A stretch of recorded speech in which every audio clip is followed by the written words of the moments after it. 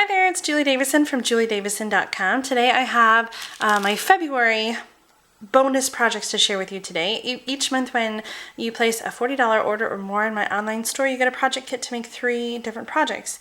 And these are the projects that my February orders will get in the mail. So this is the fun one I wanted to show you. I made a little Easter basket using the window box. So I'm going to show you how to do that. But first I want to show you the free gift that everyone got when they ordered $40 or more.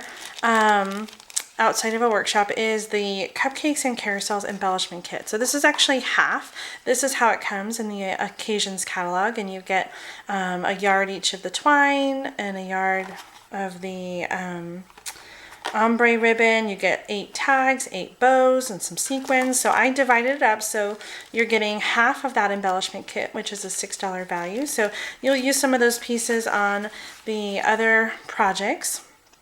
Including the basket that I'm going to show you today. So I use the ombre ribbon to dress up that basket. So the basket comes from the window box from the occasions catalog. So normally you would use 2 pieces. You would fold up the box and it would look something like this. This one opens on the top, so you can see it's very big. It has a lot of room, and normally you would put them together like this and then fold up the box. But for the basket, we are going to take only 1 piece, and we're going to do some extra cutting. So I drew a diagram here to show you. We're going to cut the top off, and so we're going to end up with a piece like this. But I wanted to tell you where to cut it, because if you would normally try to cut it in half, you would probably cut right here at the point. However, there is a tab there that is used to hold the sides of the box together. So you don't want to cut across the top of the tabs, because then your halves will be uneven. So you need to make sure that you're cutting right in half at the point of the hexagon.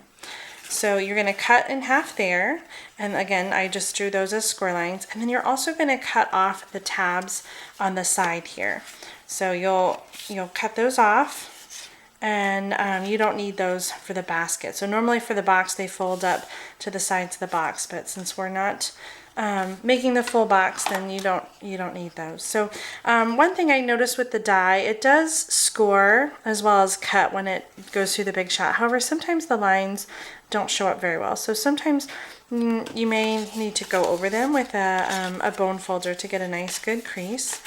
And we're gonna go ahead and assemble the box. I prefer to use the multi-purpose liquid glue, and so you're gonna use, this is a very tacky glue, so you don't, it's like really sticky. You don't need a whole lot of it. And so we're gonna start by putting the bottom of the box on the opposite side. So I'm just going to kind of hold it until that glue sets, and then we're going to use the liquid glue again on the sides.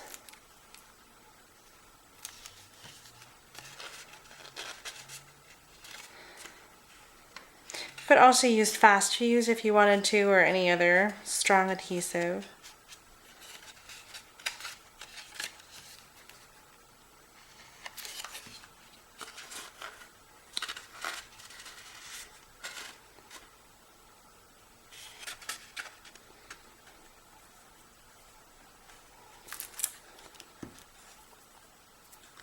Okay, so here's the last side of the basket.